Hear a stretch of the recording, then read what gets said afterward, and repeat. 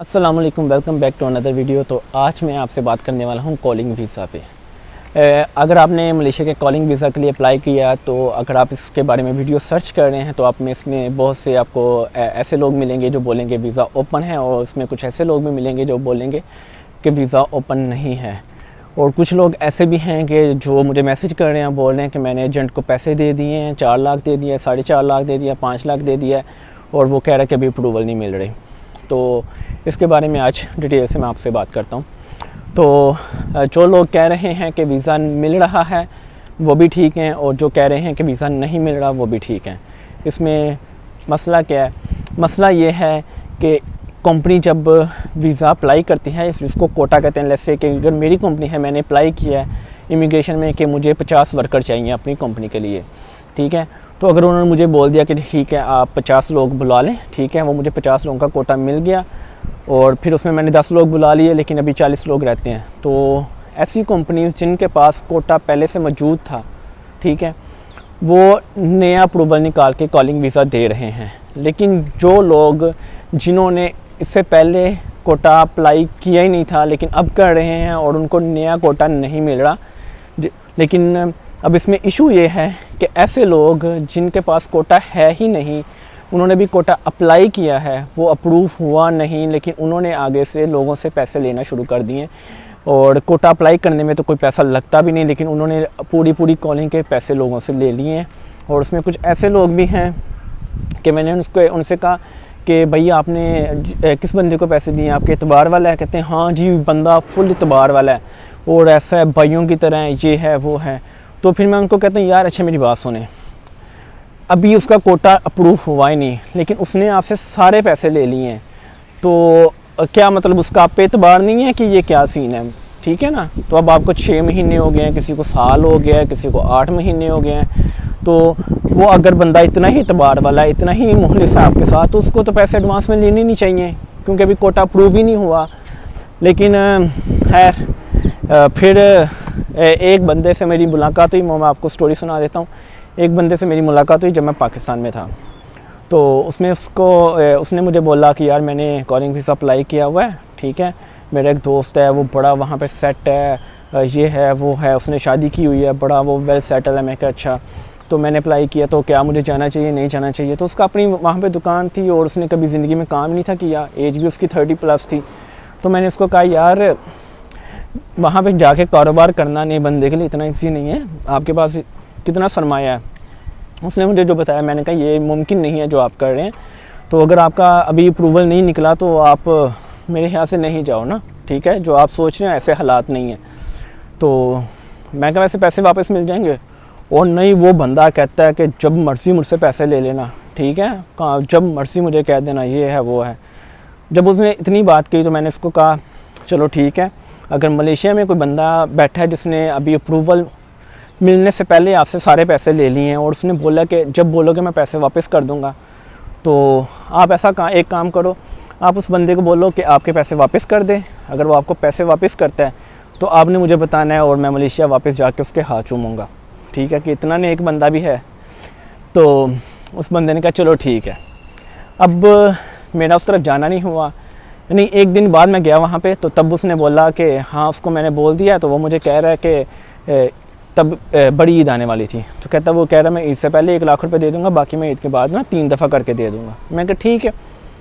फिर मैं ईद के बाद वहाँ से गुजरा, फिर वो मुझे मिला, कहता यार मेरा फ़ोन नहीं उठा रहा, तो अपने व्हाट्सएप से ना कॉल करो तो शायद उठा ले मलेशिया का नंबर देख के। मैंने कहा क्या हुआ है? कहता यार उसने पैसे नहीं भेजे और अब वो फ़ोन भी नहीं उठा रहा। ठीक है, तो मैंने कहा भाई गए तुम्हारे पैसे, वो नहीं देने वाला। मैंने उसको ऐसे ही कहा। तो मुझे कहता है नहीं यार वो बड़ा सेट बंदा है, वो बस कह रहा था कि मैं ना 2-3 दफ़ा करके दे दूंगा। मैंने कहा अच्छा यार वो कौन सा सेट बंदा है मलेशिया में जो आपके पैसे ही आपको वापस नहीं दे सकता? वो कह रहा है मैं 3 दफ़ा करके दूंगा और अब आपका फ़ोन नहीं उठा रहा। तो आप ये मानो इस पर कि आपकी गलती है, और वो बंदा इस काबिल नहीं कि वो आपको जो बड़ी सुना रहा है कि मैं बड़ा वेल सेटल हूँ, मैंने शादी की है, ठीक है, की होगा पैसा भी, लेकिन आपके पैसे वो इतनी आसानी से देने वाला नहीं है। तो है, जब तक मैं पाकिस्तान में रहा तब तक उसको 1 रुपया भी वापस नहीं था मिला। तो यही सीन बहुत से दोस्तों के साथ चल रहा है। तो और इसमें कुछ ऐसे लोग भी हैं कि जिनके कुछ रिलेटिव यहाँ पे मौजूद हैं, लेकिन वो उनको मशवरा दे रहे हैं कि अभी रुक जाओ, अभी नहीं आओ, अभी हालात भी नहीं, वीज़ा भी नहीं मिल रहे। लेकिन वो लोग अपने उन रियलिटी पे यकीन नहीं कर रहे और मुझसे आके पूछते हैं। तो मैं कह रहा हूँ, अगर आपका रिश्तेदार आपको ये कह रहा है तो आप उसकी बात को सुनो, ठीक है। हमारे लोगों में ये भी बहुत है कि अगर किसी का कोई रिश्तेदार उसको समझाता है तो लगता है कि यार ये जानबूझ के ये कर रहा है। तो ऐसा नहीं होता, हर बंदा इस तरह का नहीं। अगर वही रिश्तेदार बोले हाँ आ जाओ मुझे पैसे दे दो, तो कहते हैं इसने मेरे से पैसे खाए हैं, ठीक है। तो यहाँ पे बैठे लोग भी ना कुछ बड़े अच्छे लोग हैं और वो बड़े मजबूर भी हैं, वो ना हाँ कर सकते हैं ना कर सकते हैं। तो इसके लिए आपको भी वहाँ से सोचना समझना पड़ेगा कि अगर कोई बंदा आपको समझा रहा है तो आप उसको समझने की कोशिश करो। ये ना सोचो कि वो आपसे जेलसी कर रहा है और इसलिए नहीं कर रहा। लेकिन इसमें एक और बात, कुछ लोग हैं जिन्होंने वीज़ा अप्लाई किया हुआ है, उनके एजेंट से अच्छा काम भी कर रहे हैं, लेकिन वो उससे सारी बात करते हैं, फिर आके मुझसे पूछते हैं। तो मैं उसको कहता हूँ यार सब्र कर लो, अगर आपको यकीन था तो आपने इसको पैसे दिए ना। अनजान बंदे को तो कोई भी पैसे नहीं दे रहा, ठीक है। अब मैं आपको बोलूँ 3 लाख 4 लाख मेरे अकाउंट में करवा दो, मैं वीज़ा लगवा देता हूँ, तो क्या आप सोच समझ ऐसे लगवा दोगे? नहीं लगवाओगे ना। आपने उस बंदे की जान पे थोड़ा बहुत उसके बारे में सर्च किया होगा, कुछ बात की होगी, कोई गारंटी ली होगी, ठीक है। तो अब थोड़ा सा वेट करें, उस पर यकीन करें, ठीक है। कुछ ऐसे लोग भी हैं, उससे भी बात करते हैं और वो समझाता है, फिर वही बात आके मुझसे पूछते हैं कि यार वो सही कह रहा है कि झूठ कह रहा है, ठीक है। तो मलेशिया का वर्क वीज़ा कोई थोड़ा सा कॉम्प्लिकेटेड प्रोसेस है, उसके लिए टाइम भी चाहिए और कुछ दफ़ा उन बंदों के हाथ में भी कुछ नहीं होता। उनके हाथ में सारा कुछ हो तो वो एक दिन में ही आपका सारा वीज़ा निकलवा के बोलें आ जाओ। 8 से जब 8-9 साल पहले तक एजेंट जो होते थे वो लोगों के पीछे होते थे कि ये वीज़ा ले लो, वीज़ा ले लो, वीज़ा ले लो, ठीक है।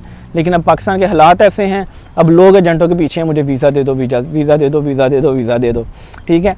और अब जब पहले था तो पहले प्रोसेस भी बड़ा सिंपल सा था, मेडिकल की पाकिस्तान से ज़रूरत नहीं थी पड़ती और बड़ा सिंपल सा प्रोसेस था। लेकिन अब प्रोसेस भी ज़रा मुश्किल हो गया हुआ है और लोग भी बहुत ज़्यादा हो गए हैं। उसमें कुछ लोग यहाँ पे भी वेले बैठे हुए हैं, जो वेले बैठे बैठे सोचते हैं कि यार और तो कुछ है नहीं, एजेंट बन जाओ, ठीक है। तो ये सिस्टम भी है इसमें। मैं ये नहीं कह रहा कि जो लोग यहाँ पे बैठ के एजेंटी कर रहे हैं वो बूढ़े हैं सारे, और मैं ये भी नहीं कह रहा कि सारे अच्छे हैं। बस मैं ये कहूँगा कि सोच समझ के और फिर फैसला करें, और जहाँ पे लचक दिखानी है वहाँ पे लचक दिखाएं। अपने रिश्तेदारों पे जो अच्छे हैं, जो आपको अच्छा मशवरा दे रहे हैं, उनकी बात ज़रूर सुने, उन पे फजूल में शक ना करें, और कहानी सुनाने वाले एजेंटों से भी बचें और ख्वाब दिखाने वाले लोगों से भी बचें। बस ये कि सोच समझ के फ़ैसला करें, जज्बात में नहीं आएँ, और मत ये सोचें कि अगर आप पाकिस्तान से निकल जाएंगे तो आपके मसले हल हो जाएंगे और यहाँ पे आके आपकी ज़िंदगी बड़ी आसान हो जाएगी। और अगर यहाँ पे आ जाते हैं तो आके स्टार्ट में जो मिलता है चुप करके करते जाएं। हमारे लोग मैं सैडली ये कह रहा हूँ, हमारे लोग सब्र नहीं करते यहाँ पे आके। फॉर एग्ज़ाम्पल, अगर कोई बंदा 4-5 साल से है, ठीक है, वो 2500 कमा रहा है, एक बंदा नया आता है और उसको 1500 सैलरी लगती है। जब उसको पता चलता है ना कि यार ये 2500 कमा रहा है, तो कहता है यार मैंने ये काम छोड़ना है, मैंने अच्छी नौकरी ढूंढनी है 2500 वाली। वो 1500 वाली भी छोड़ता है और बाद में जलील हो जाता है। तो ये लालच भी ना करें, हर चीज़ का एक टाइम होता है और हर चीज़ अपने टाइम पे ही अच्छी लगती है। जब आप पे टाइम आएगा आप उससे ज़्यादा पैसे कमाओगे। एनीवे, इस वीडियो को एंड करते हैं। मज़ीद कुछ आपका क्वेश्चन हो तो आप मुझे इंस्टाग्राम पे फॉलो कर लें और वहाँ पे मैसेज छोड़ दें, लेकिन मैसेज छोड़ने से पहले आप फॉलो ज़रूर कर देना। मिलेंगे नेक्स्ट वीडियो में, तब तक के लिए बाय।